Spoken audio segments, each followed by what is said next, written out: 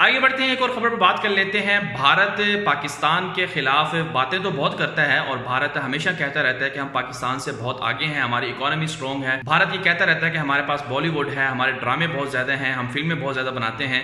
लेकिन अब भारत की एक और जो चोरी है वो पकड़ी गई है। भारत ने पाकिस्तान की जो ISPR है, अफवाज पाकिस्तान का जो मिली नगमा था, उसे चुराया है और दुनिया भर में एक मरतबा फिर भारत का मजाक उड़ाया जा रहा है कि भारत के जो एक सिंगर थे उन्होंने पाकिस्तान की ISPR ने जो गाना बनाया था, जो मिली नगमा बनाया था यौम पाकिस्तान के मौके पर, उसकी धुन चुराकर जो भारतीय फौज है उसके हवाले से उन्होंने गाना रिलीज़ करने की कोशिश की है।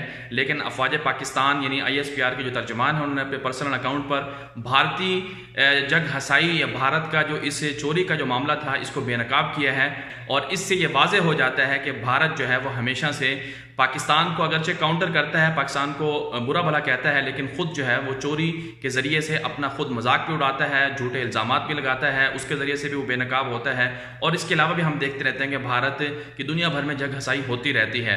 अगर असल टैलेंट आपके पास है तो वो असल टैलेंट आप दुनिया को दिखाएं, और अगर आप सच का सामना कर सकते हैं, सच बोल सकते हैं, तो सच बोल कर दुनिया को दिखाएं।